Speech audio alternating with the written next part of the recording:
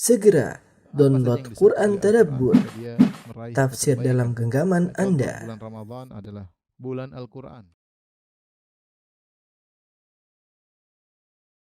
Bismillahirrahmanirrahim. Assalamualaikum warahmatullahi wabarakatuh. Alhamdulillahi ala ihsanih wa syukru lahu ala taufiqihi wa amtinanih. Wa asyhadu an la ilaha illallah wahdahu la syarika lahu ta'ziman li sya'nih. Wa asyhadu anna Muhammadan abduhu wa rasuluhu da'ila ridwanih. Allahumma salli alaihi wa ala alihi wa ashabihi wa ikhwanih. Ikhwan dan akhwat yang dirahmati Allah Subhanahu wa taala, Bapak dan Ibu yang dirahmati Allah Subhanahu wa taala. Pada kesempatan kali ini kita akan membahas tentang orang yang berpuasa di bulan Ramadan akan tetapi merugi ya. Dalam satu hadis yang diriwayatkan oleh Imam Al-Bukhari dalam Al-Adab Al-Mufrad dari Jabir bin Abdullah radhiyallahu taala anhuma, Nabi sallallahu alaihi wasallam raqal mimbar. Suatu hari Rasulullah sallallahu naik di atas mimbar. Kita tahu tangga mimbar Nabi sallallahu alaihi wasallam ada 3 ya. Falamma raqad darajatul ula, tatkala Nabi sallallahu alaihi wasallam naik di tangga yang pertama, tiba-tiba Nabi sallallahu alaihi wasallam berkata, amin. Kemudian falamma raqas tsaniyata, tatkala Nabi sallallahu alaihi wasallam naik di tangga yang kedua, Nabi sallallahu alaihi wasallam berkata lagi, amin. Kemudian falamma raqas tsalitsata, tatkala Nabi sallallahu alaihi wasallam naik di tangga yang ketiga, Rasulullah sallallahu alaihi wasallam juga mengatakan amin. Setelah itu, para sahabat bertanya kepada Nabi sallallahu alaihi wasallam, "Ya Rasulullah, ra'ainahu taqulun amin 3 marrat." Ya Rasulullah, kami mendengar atau melihat Anda mengucapkan amin 3 kali. Ada apa gerangan? Maka Nabi sallallahu alaihi wasallam jelaskan kepada para sahabat, "Lamma raqaitu darajatul ula, tatkala aku naik di tangga yang pertama, ja'ani Jibril, maka datanglah kepadaku Jibril alaihissalam. Faqala, ya Rasulullah, raghima anf man adraka Ramadan fansalakha minhu wa lam yukfar lahu." Celaka atau merugi orang yang mendapati bulan Ramadan, kemudian bulan Ramadan selesai dan ternyata dia tidak diampuni oleh Allah Subhanahu wa taala. Faqul amin, maka katakanlah amin. Maka aku ucapkan amin. Jadi Jibril yang suruh, Jibril alaihissalam yang menyuruh Nabi untuk mengucapkan amin atau mengaminkan doanya Jibril. Kemudian ketika aku naik tangga yang kedua, Jibril berdoa lagi. Jibril berkata, wala yubayyinanna lakum yaumal qiyamati ma kuntum fihi takhtalifun.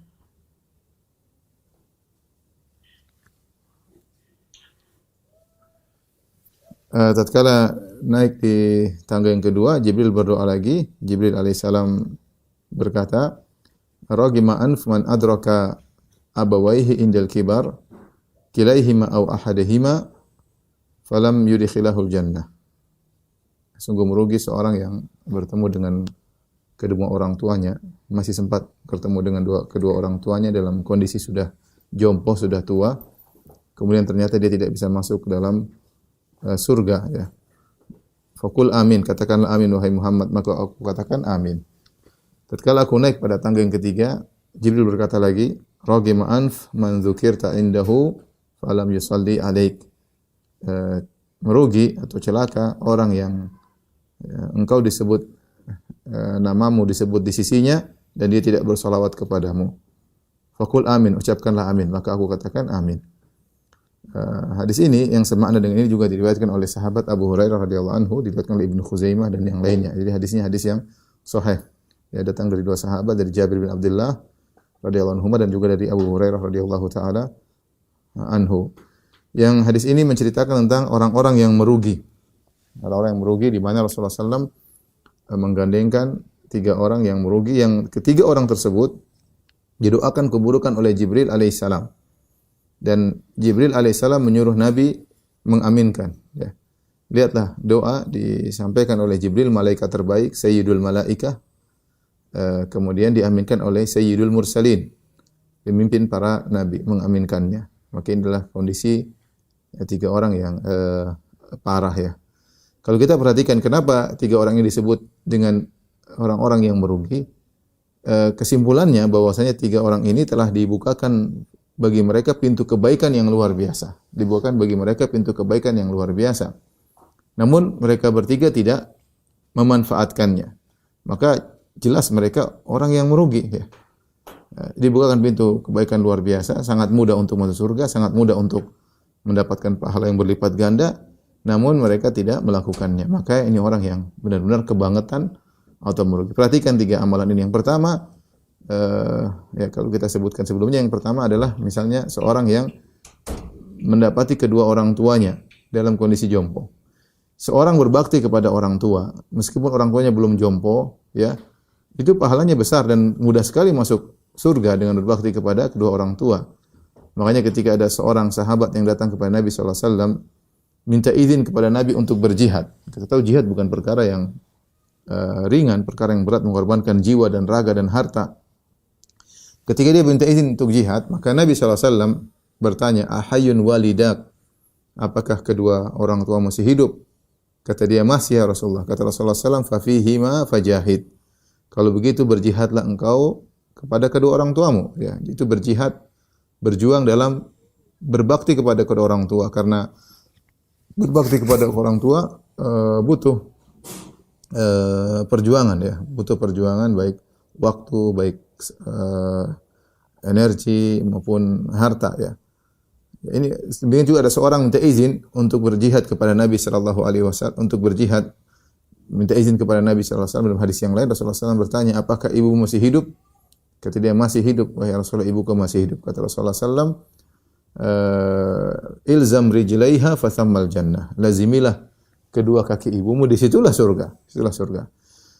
Artinya apa? Seorang berbakti kepada kedua orang tuanya. Kedua orang tuanya belum jompo, ya, masih kuat, dia berbakti kepada orang tuanya, mudah bagi dia masuk surga. Apalagi jika kedua orang tuanya dalam kondisi jompo, ya. Kalau kedua orang tuanya saja, salah satu saja, dia dapat satu saja, misalnya ayahnya yang masih hidup atau ibunya yang masih hidup, itu saja kesempatan besar bagi dia masuk surga. Apalagi masih dapat dua-duanya. Seakan-akan pintu surga dia bawa ke rumahnya, seakan-akan dia tinggal masuk saja. Yang penting berbakti kepada kedua orang tua, ya. Terutama pahala semakin besar ketika kedua orang tua sudah mencapai masa jompo, sebagaimana Allah isyaratkan dalam firman-Nya, imma yablughanna indakal kibar ahaduhuma aw kilahuma fala taqul lahumā uffin, wa bil walidaini ihsana imma yablughanna indakal kibar ahaduhuma aw kilahuma. Berbaktilah kepada kedua orang tua dengan sebakti-baktinya, dan ketika keduanya telah mencapai masa jompo, salah satunya atau kedua-duanya, fala taqul lahumā uffin, maka jangan berkata kepada keduanya, wala tanharhuma, jangan bentak keduanya, wa qul lahumā qawlan karīma, tapi ucapkanlah kata-kata yang baik. Intinya, ini kesempatan besar bagi seorang untuk masuk surga. Ternyata orang ini celaka, kenapa? Dia merugi, sangat merugi. Sudah dibukakan pintu surga sebesar-besarnya bagi dia. Dua orang tuanya masih hidup, jompo. Ternyata dia tidak bisa masuk surga, maka ini orang yang kebangetan. Ya. Entah apa yang dilakukan sehingga tidak bisa masuk surga. Ya. Entah apa yang dilakukan. Entah orang tuanya dia lalaikan, entah dimasukkan ke pantai jompo tidak diperhatikan, entah tidak pernah telepon orang tuanya, entah tidak pernah mengunjungi orang tuanya, ya, entah bertengkar sama orang tuanya, memutuskan silaturahmi. Intinya ini orang celaka. Tapi yang berikutnya, orang celaka atau yang merugi di antara tiga orang tersebut adalah orang yang man dzukirta indahu wa lam yusalli alaik. Orang yang disebutkan namamu di sisinya, ternyata dia tidak bersalawat kepadamu. Ini juga adalah ibadah yang sangat mudah, pahalanya besar. Makanya Rasulullah SAW dalam hadis yang lain mengatakan, al-bakhil man dzukirtu indahu wa lam yusalli alayya. Kata Nabi, orang yang pelit adalah orang yang ketika namaku disebut, dia tidak bersalawat, tidak mengatakan sallallahu alaihi wasallam, alaihi salatu wassalam, ya. Bersalawat sangat mudah, cuma mengucapkan sallallahu alaihi wasallam atau alaihi salatu wassalam, ya. Ya. Atau kalau mau panjang, salawat Ibrahimi, Allahumma salli ala Muhammad wa ala ali Muhammad kama shallaita ala Ibrahim wa ala ali Ibrahim innaka Hamidum Majid, wa barik ala Muhammad wa ala ali Muhammad kama barakta ala Ibrahim wa ala ali Ibrahim innaka Hamidum Majid. Sangat mudah bersalawat kepada Nabi sallallahu alaihi wasallam dan pahalanya besar. Kata Nabi sallallahu alaihi wasallam, "Man shalla alayya salatan wahidatan sallallahu biha alaihi asyara." Siapa yang bersalawat kepadaku sekali, maka Allah akan bersalawat kepada dia 10 kali. Artinya Allah akan memuji dia di hadapan para malaikat, ya. Dan ini ibadah yang ringan, ya. Kemudian pahala sangat besar. Apalagi kita bersalawat setelah mendengar azan, ibadah sangat ringan. Tinggal bersalawat kepada Nabi maka pahalanya luar luar biasa. Maka orang seperti ini juga adalah orang yang merugi karena doa ibadahnya sangat ringan, cuma bilang, kita dengar orang bilang Muhammad, kita bilang sallallahu alaihi wasallam. Kita orang bilang Muhammad, kita bilang sallallahu alaihi wasallam. Bilang Nabi, kita bilang alaihi salatu wasallam. Mudah, pahalanya sangat sangat besar ya. Namun jika dia meninggalkannya, ini orang yang sangat merugi ya. Karena ibadah ringan diberikan pahala besar seperti bersalawat kepada Nabi sallallahu alaihi wasallam, namun tidak dia kerjakan. Nah, di antara 3 orang yang celaka atau merugi tersebutlah orang yang bertemu dengan bulan Ramadan, namun ternyata tidak bisa diampuni oleh Allah Subhanahu wa taala. Hal ini dikarenakan bulan Ramadan adalah bulan yang telah diistimewakan oleh Allah Subhanahu wa taala, dikondisikan oleh Allah Subhanahu wa taala agar seorang mudah masuk surga, mendapatkan pahala yang sebanyak-banyaknya, diampuni oleh Allah Subhanahu wa taala. Ya, kalau kita mau bahasa sederhananya, Allah mengobral surga ketika itu, mudah masuk surga. Allah mengobral pahala, Allah mengobral ampunan, artinya Allah berikan sebanyak-banyaknya. Ya, terserah Allah, Allah memilih bulan Ramadan bulan spesial dibandingkan yang lain, itu hak Allah Subhanahu wa taala. Allah berfirman, "Wa rabbuka yakhluqu ma yasha'u wa yakhtar, ma kana lahumul khiyarah." Allah, Rabbmu yang telah menciptakan apa yang Dia kehendaki, wa yakhtar, dan Allah memilih apa yang Allah kehendaki. Di antaranya Allah memilih waktu-waktu spesial untuk Allah berikan pahala yang sangat besar seperti bulan Ramadan. Ya, kita singgung sedikit bagaimana Allah mengkondisikan bulan Ramadan, ya, sehingga orang yang melalaikannya adalah benar-benar orang yang merugi. Nabi SAW ketika datang bulan Ramadan, dia berkata, "Ataakum Ramadan syahrun mubarak." Telah datang kepada kalian bulan Ramadan, bulan yang penuh keberkahan, ya. Tatkala Nabi mengatakan bulan keberkahan, berarti pahalanya sangat banyak, ya. Namanya berkah itu katsura khairuhu. Namanya berkah, suatu dikatakan berkah itu jika kebaikannya banyak dan menetap. Itu namanya berkah, ya, banyak kebaikan di situ. Dan bulan Ramadan disebut dengan bulan berkah, istimewa dibandingkan bulan-bulan yang lainnya. Makanya Nabi jelaskan keutamanya. Di antaranya futtihat idza jaa Ramadan futtihat abwabul jannah. Jika datang bulan Ramadan dibukakan pintu-pintu surga. Apa maksudnya dibukakan pintu surga? Artinya mudah masuk surga. Ini memotivasi, pintu surga dibuka, tinggal Anda beramal soleh, Anda mudah masuk dalam pintu tersebut, melalui pintu tersebut. Ya, pintu surga dibuka semuanya oleh Allah Subhanahu wa taala. Karena kita tahu pintu surga ada 8 dibuka oleh Allah Subhanahu wa taala, menunjukkan isyarat bahwasanya mudah sekali masuk surga. Mudah sekali masuk surga di bulan tersebut.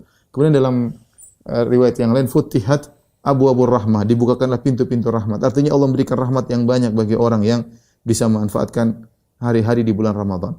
Kemudian juga dalam riwayat yang lain, futtihat abwabus sama, dibuka pintu-pintu langit. Artinya orang di bulan Ramadan amalnya mudah diterima. Karena kalau amal tidak diterima, tidak tembus langit, ya. Ini pintu langit dibuka, artinya mudah amal tersebut diterima oleh Allah Subhanahu wa taala dibandingkan dengan bulan-bulan yang lain. Nah, mudah masuk surga, mudah dirahmati Allah, mudah diterima amalan oleh Allah Subhanahu wa taala. Kemudian juga di bulan tersebut ghulliqat abwabun nar, ditutup pintu-pintu neraka, ya. Artinya ini rahmat bagi kaum muslimin, ya, bagi orang yang beriman, sehingga kesempatan masuk neraka di bulan tersebut sangat kecil, ya. Pintu-pintu neraka ditutup. Makanya Allah Subhanahu wa taala membelenggu para syaitan. Kata Nabi sallallahu alaihi wasallam, "Wa suffidatis syayatin." Syaitan-syaitan dibelenggu. Dalam sebagian riwayat disebutkan suffidat maradatus syayatin, yang dibelenggu adalah gembong-gembong syaitan. Artinya syaitan tidak leluasa untuk menggoda, atau gembong-gembongnya terbelenggu sehingga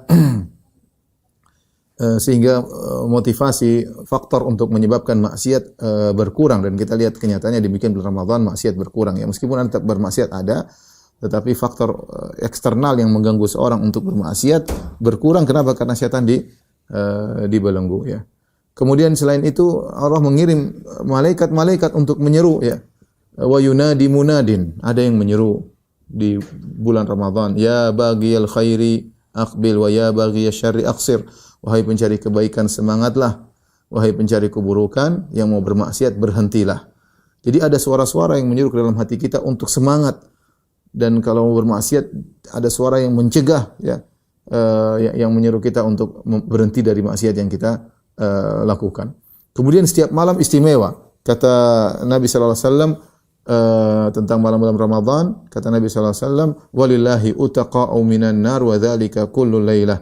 Dan Allah Subhanahu wa taala mencatat hamba-hambanya dibebaskan dari neraka jahanam, dan itu berlaku setiap malam.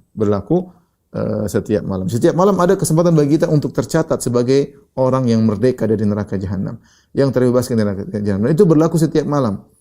Dan di depan kita ada 29 malam atau 30 malam. Maka seorang bersungguh-sungguh untuk beribadah di setiap malam di bulan Ramadan. Kalau dia tidak dicatat di malam pertama, masih ada malam kedua. Kalau dia kurang berijtihad, kurang bersungguh-sungguh, kurang berijtihad di malam kedua, masih ada malam ketiga, masih ada malam keempat, masih ada sampai malam ke-29. Masa salah satu malam dia tidak bisa berhasil? Inilah yang kemudian Nabi mengatakan, sungguh merugi orang yang bertemu bulan Ramadan, fansalakha, Ramadan lewat, 30 malam lewat, 29 lewat, sebulan full lewat, dan dia tidak diampuni. Ini hamba yang celaka, hamba yang celaka. Lebih lagi Allah Subhanahu wa taala melipat gandakan pahala di bulan Ramadan, ya. Allah lipat gandakan. Ulama sepakat bahwasanya bulan Ramadan, beribadah di bulan Ramadan tidak sama seperti bulan-bulan yang lainnya. Dilipat gandakan oleh Allah secara kuantitas maupun kualitas, ya. Maka kalau seorang ternyata di bulan Ramadan masih malas beramal soleh, terus kapan lagi dia mau beramal soleh, ya. Mau tunggu bulan Syawal, mau tunggu bulan yang lain. Kalau bulan Ramadan sudah diobral pahala, bahasa kasarnya, diobral pahala, diobral rahmat, diobral kemudahan untuk masuk surga, neraka ditutup. Kemudian dia tidak semangat lagi, terus kapan lagi dia mau semangat untuk beramal soleh? Ada sebuah hadis yang menakjubkan, hadis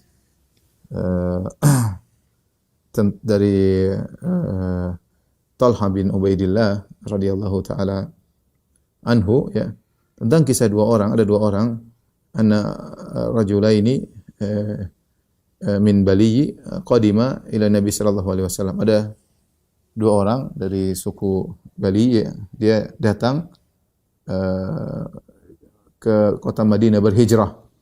Wa kana islamuhuma jami'an, dan mereka berdua sama-sama masuk Islam. Kemudian mereka datang kepada Nabi sallallahu alaihi wasallam, tinggal di kota Madinah, tinggal bersama para sahabat, ya. Wa kana ahaduhuma ashadda ijtihadan min al-akhar, yang salah satunya lebih semangat berijtihad, beribadah daripada yang lainnya, ya. Kemudian faghaza al-mujtahidu minhuma, maka salah satu yang semangat itu berperang.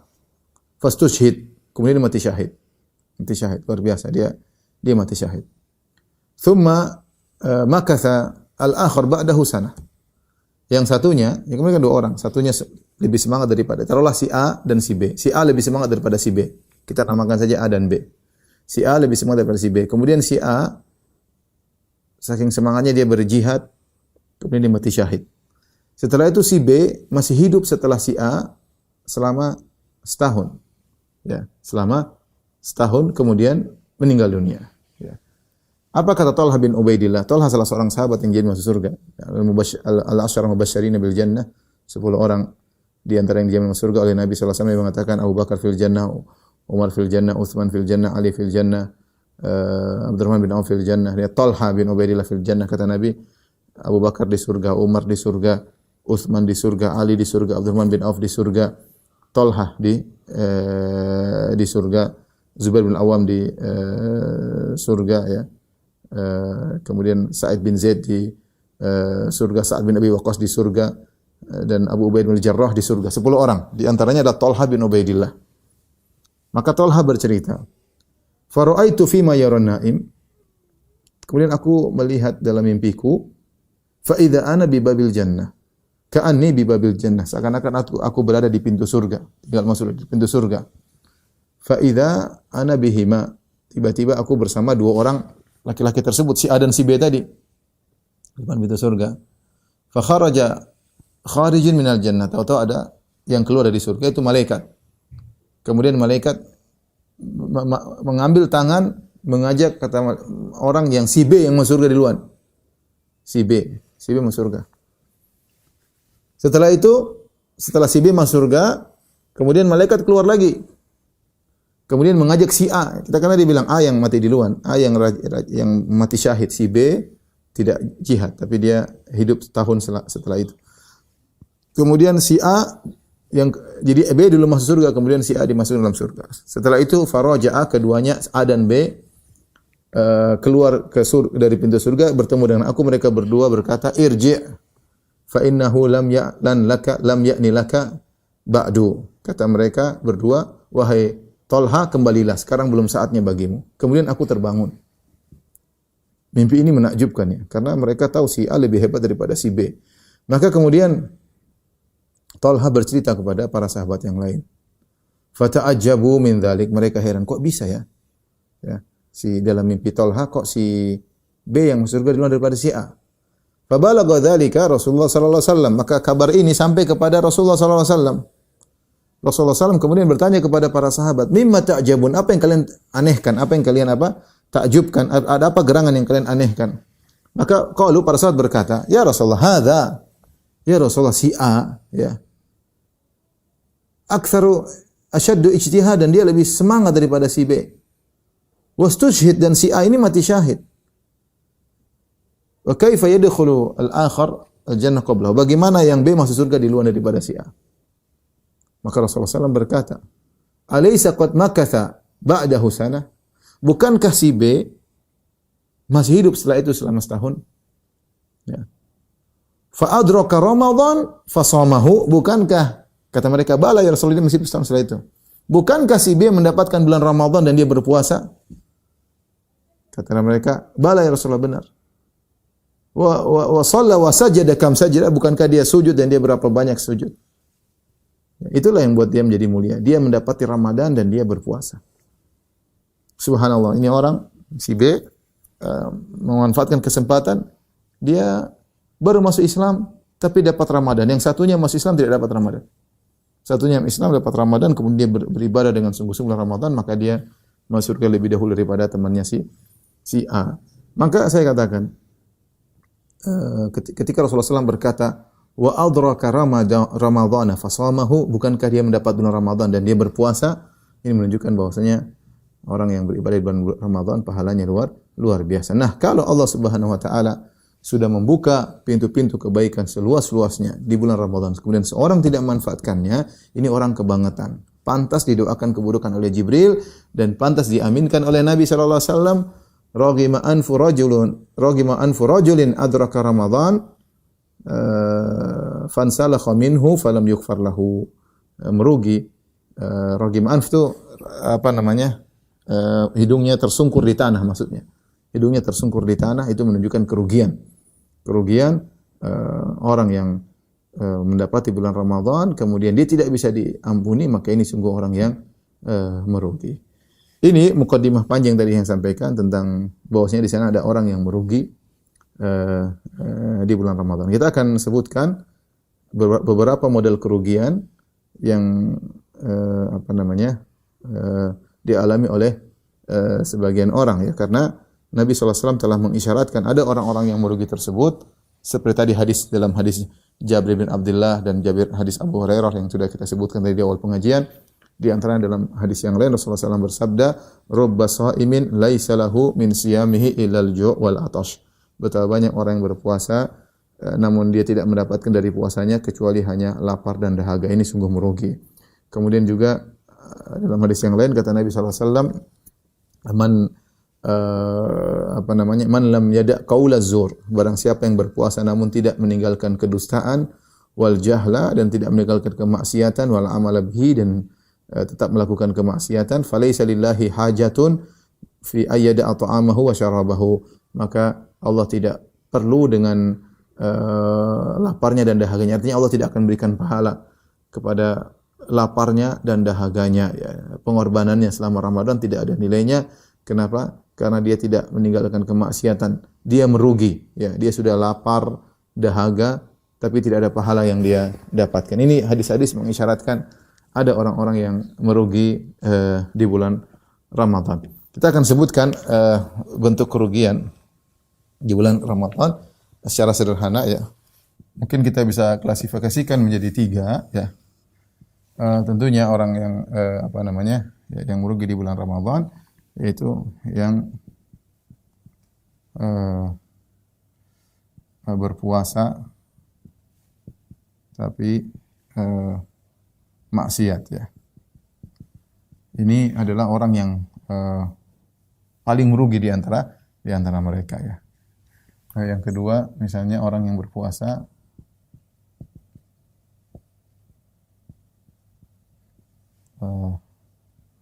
namun tidak apa namanya, tidak semangat melakukan ibadah.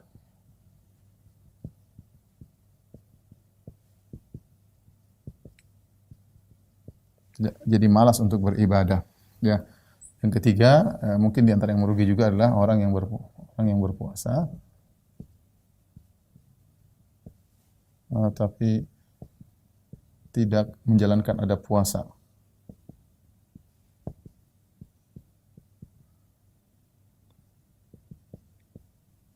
Ya, di antaranya banyak nanti kita sebutkan, di antaranya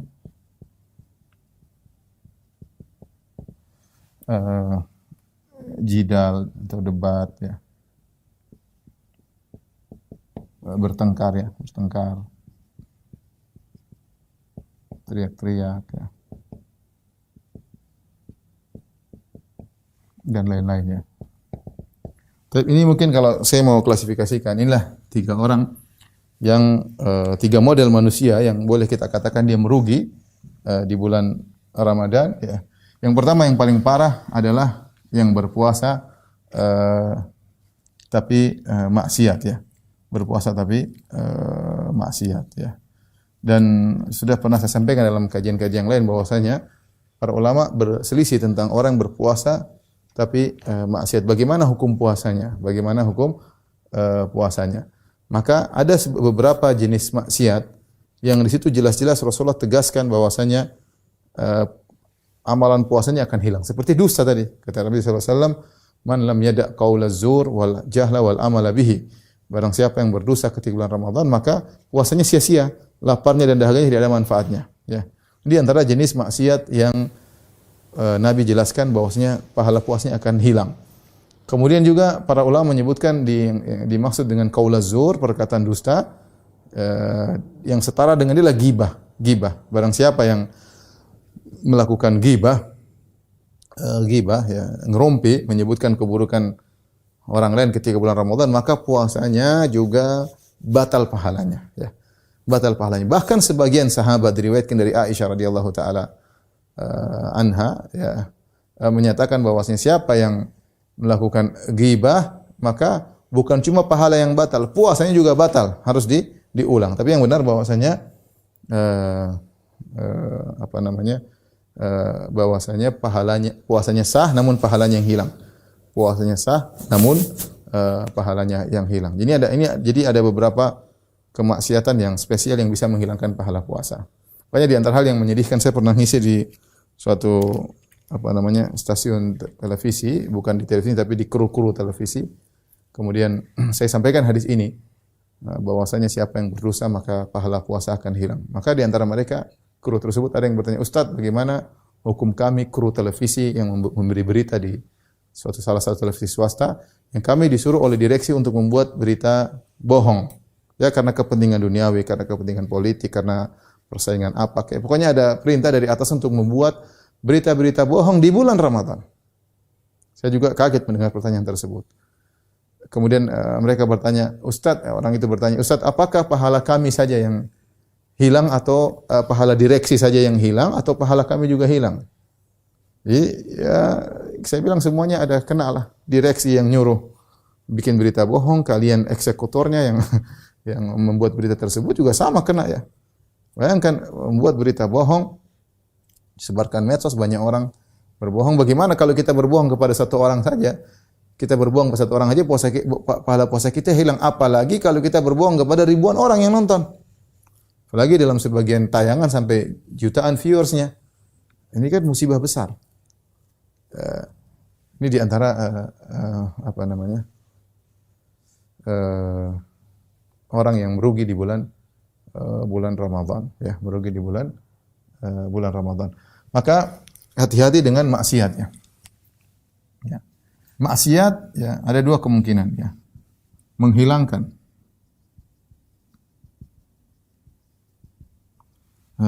seluruh pahala puasa, menghilangkan seluruh pahala puasa. Ini contohnya adalah dusta, kemudian ghibah, ya. Ya. Kemudian maksiat yang lainnya mengurangi pahala puasa. Mengurangi pahala puasa. Wallahu alam, ya. Pahala puasa. Jadi maksiat yang kita lakukan cuma dua kemungkinan, menghilangkan seluruh pahala puasa atau mengurangi pahala puasa. Maka waspada di bulan Ramadan ini, terutama yang paling berbahaya adalah bahaya medsos, ya. Bahaya medsos. Bahaya medsos, hati-hati, ya. Saya ingatkan, jaga pendengaran, jaga penglihatan. Kita tidak ingin sudah susah-susah kita berpuasa ternyata pahalanya berkurang, ya. Ya, makanya saya kira hati-hati para pencinta YouTube, para pencinta Facebook, hati-hati, ya. Di dunia Facebook, dunia YouTube banyak seleweran iklan-iklan yang enggak benar, seleweran, ya. Kita aja nonton laki-laki saya bisa nonton berita saja, pembawa beritanya membuka auratnya dengan pakaian yang seksi, ya. Kita terkadang anggap biasa, tapi ketika kita nonton 1 detik, 2 detik, 1 menit, 2 menit, maka pahala kita kena roaming, ya, hilang sedikit demi sedikit, hilang. Ya, kenapa? Karena kita ketika berpuasa, mata kita tidak puasa, telinga kita tidak puasa, ya. Padahal kata Jabir bin Abdullah radhiyallahu anhu, "Idza sumta falyasum sam'uka wa basaruka." Kalau kau sedang berpuasa, maka matamu juga puasa, telingamu juga puasa, wa lisanuka, lisanmu juga berpuasa. Ini hati-hati bahaya medsos. Dan perhatikan sini juga hati-hati ghibah. Sama dengan ghibah, penikmat ghibah juga sama dengan pelakunya, pendengar ghibah. Ya, sama dengan pelaku ghibah. Hati-hati. Kalau dia ridha, sama dengan pelaku ghibah. Di dunia medsos, dunia berita, banyak ghibah-ghibah yang tidak layak untuk kita dengar. Nah, kalau kita ternyata enjoy mendengar ghibah-ghibah tersebut, ya, bongkar-bongkaran aib ini sama kita enjoy, kita bisa juga pahala kita hilang. Karena sebagaimana para ulama menjelaskan, orang yang mendengarkan ghibah, dia bukan dia yang berghibah, tapi dia ikut dengar dan dia menikmati berita-berita ghibah tersebut, maka sama dengan pelakunya, ya. Maka waspada, ya. Kita, ya, umur kita tidak panjang, jangan sampai hari puasa kita sia-sia gara-gara cuma ingin merasakan kenikmatan sesaat, kenikmatan majelis ghibah dengan berita-berita ghibah, ngerumpi keburukan orang lain, ya, terutama ibu-ibu, hati-hati, ya. Maka akhirnya puasa kita sia-sia, tidak ada manfaat, hanya mendapatkan lapar dan dahaga. Ini model orang yang merugi yang pertama. Kemudian orang yang berpuasa namun tidak sempat melakukan ibadah puasa. Inilah model kerugian yang tadi disebutkan, yang diisyaratkan dalam hadis Jabir, ya. Jabir bin Abdullah, ya. Yang tadi kita sebutkan, Rasulullah SAW naik di atas mimbar, Rasulullah mengatakan amin, ya. Kenapa? Dia berpuasa tapi dia malas ibadah, ya. Malas ibadah. Sayang, artinya banyak amalan-amalan yang buat dia bisa diampuni oleh Allah Subhanahu wa taala, ya. Seperti Rasulullah SAW mengatakan, contoh, man shoma Ramadan imanan wa ihtisaban ghufira lahu ma taqaddama min dhanbi.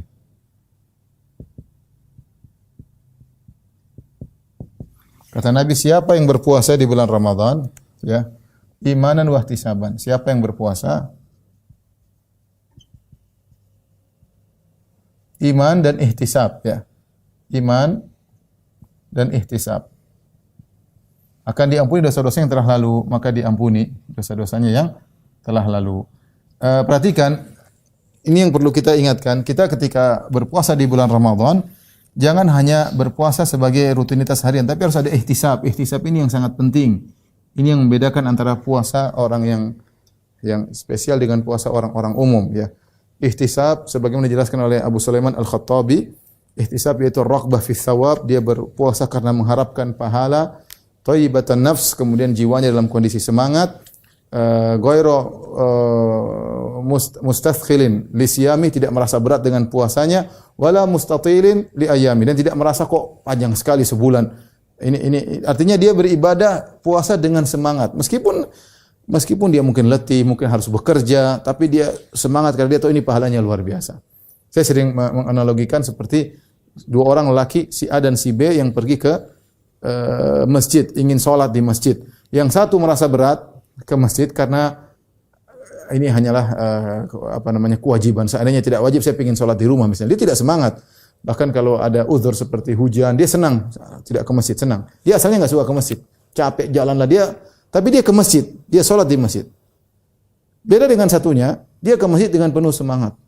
Yang Rasulullah SAW sebutkan tentang orang seperti ini, di antara 7 golongan yang Allah naungi pada hari kiamat, kata Nabi SAW, rajulun qalbuhu mu'allaqun bil masajid. Seorang yang hatinya rindu untuk ke masjid. Jadi dia rindu kapan dikumandangkan azan sehingga dia melangkahkan kaki menuju masjid. Yang satunya merasa bahwasanya masjid hanyalah mengganggu kegiatannya, azan mengganggu transaksinya, azan mengganggu rapatnya. Tidak seperti yang satunya semangat ke masjid dengan melangkahkan kaki. Demikian pula saya katakan orang berpuasa ada 2 model. Ada yang puasa malas-malasan, ada yang puasa ya ini hanya sekedar kewajiban, ingin melepaskan beban kewajiban. Ada yang dengan semangat. Dia merasa Ramadan ini adalah kesempatan luar biasa, maka dia rajin beribadah, ya. Beda kok. Tidak semua orang ihtisab ketika melaksanakan puasa Ramadan, ya. Kalau orang ihtisab bangunnya semangat, kemudian sahurnya semangat, dia tahu ini meskipun dia menjalankan dengan susah payah, tapi ada semangat luar biasa. Masih orang sholat, ada orang sholat hanya sekedar ini beban dia lepas, ada orang sholat dengan semangat kelihatan. Makanya Nabi SAW mengatakan, ya Bilal arih Nabi sholat, wahai Bilal istirahatkan kami dengan sholat. Rasulullah menikmati sholat tersebut, merasa istirahat, merasa ketenangan. Makanya Rasulullah SAW mengatakan, wa ju'ilat qurratu aini fi sholat. Allah menjadikan kebahagiaanku dalam sholat, ya. Beda orang yang sekedar sholat merasa beban, kalau seandainya boleh libur sholat dia ingin libur. Tetapi karena wajib, ya. Beda antara 2 model manusia tersebut. Nah, ini yang saya inginkan. Orang yang berpuasa namun tidak semangat melakukan ibadah, bisa jadi dia merugi. Karena pahalanya sedikit, ya. Pahalanya sedikit, belum tentu dia mendapatkan ampunan. Karena Nabi mensyaratkan kalau ingin dapat ampunan harus ihtisab. Man shoma ramadhana imanan wa ihtisaban ghufira lahu ma taqaddama min dzambi. Barang siapa yang puasa bulan Ramadan dengan keimanan dan ihtisab akan diampuni dosa yang telah lalu. Rasulullah juga bersabda, demikian juga berlaku dalam salat malam. Man qama Ramadan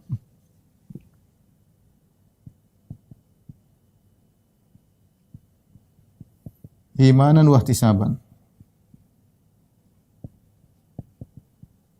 ghufira lahu ma taqaddama min dzambi. Kata Nabi, siapa yang salat malam, ya, itu salat tarawih, iman dan ihtisab, diampuni. Ghufira lahu ma taqaddama min dzambi. Sama. Sekarang sebagaimana salat butuh sebagaimana puasa butuh ihtisab, salat juga butuh ihtisab. Semangat kita pergi ke masjid kalau di salat tarawih bukan karena pingin rame-rame saja, bukan karena tradisi meramaikan masjid, bukan, tapi kita ingin diampuni oleh Allah. Kita salat dengan harapan diampuni. Semoga salat saya di malam ini saya diampuni oleh Allah Subhanahu wa taala. Jadi kita semangat salat. Ya. Semangat salat. Makanya kita lihat misalnya 10 hari terakhir terutama di bulan Ramadan, kalau kita ke Masjid Nabawi, Masjid Al-Haram, luar biasa orang semangat. Yang sholat sampai 2 jam lebih, kemudian jauh-jauh, kemudian parkir jauh, orang semangat luar biasa, ya. Saudara-saudara kita yang misalnya umrah dengan biaya besar, semangat untuk ke Masjid Haram, Masjid Nabawi, harus ada semangat. Yang kemudian Nabi juga bersabda, man qama lailatul qadri imanan wa ihtisaban ghufira lahu ma taqaddama min dzambi. Barang siapa yang menghidupkan Lailatul Qadar,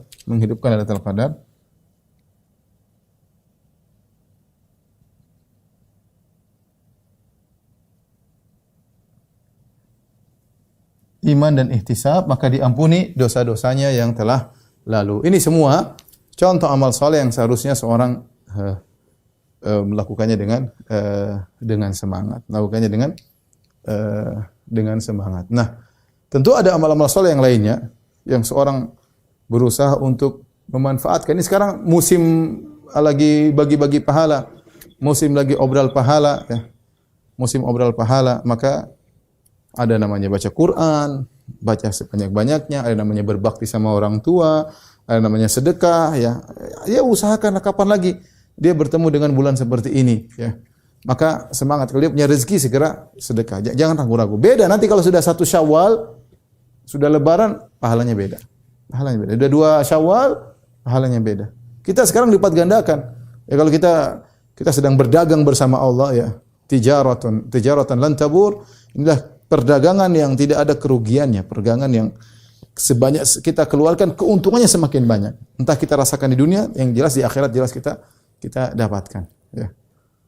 Man dzalladzi yuqridullaha qardan hasan fa yudha'ifahu lahu adha'afan katsira. Siapa yang memberi pinjaman kepada Allah itu bersedekah, Allah akan berikan pahala yang berlipat ganda. Adha'afan katsira, yang sangat berlipat ganda banyak, ya. Jadi kesempatan baca Quran, kesempatan semua amal saleh kalau bisa kita kerjakan, lakukan di bulan Ramadan, ya. Lakukan di bulan Ramadan, terutama tadi baca Al-Quran. Kemudian jangan lupa kalau ada waktu iktikaf, kalau kita enggak bisa 10 hari, sehari enggak apa-apa, sehari. Kalau enggak ada 2 hari, alhamdulillah. Kalau enggak bisa lagi sehari 2 hari, ada 1 malam.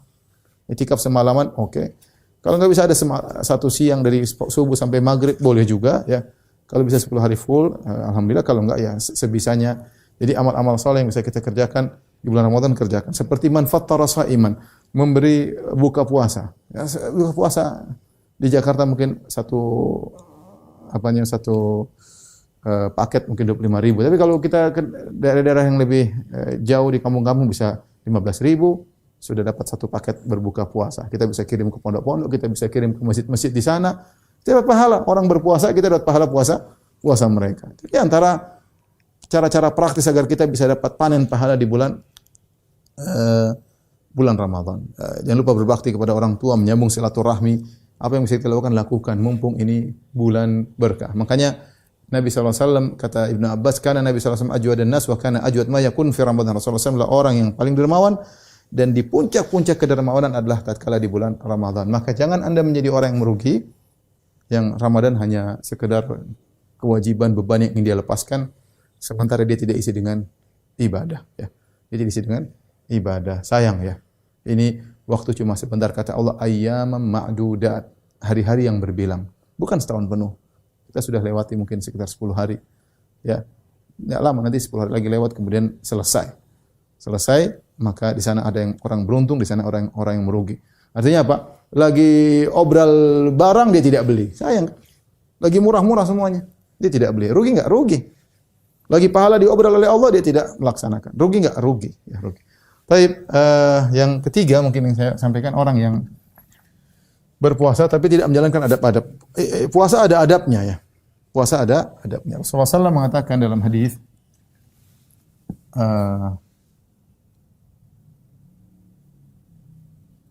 Rasulullah SAW bersabda, "Idza kana yaumu siyami ahadikum, ya, fala yarfas wala yaskhab."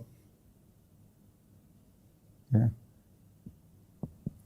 Kata Nabi SAW, jika salah seorang dari kalian sedang puasa, ya, sedang puasa, jangan berkata-kata kotor. Jangan teriak-teriak. Dalam sebagian riwayat, wala yujadil, jangan debat, jangan berdebat.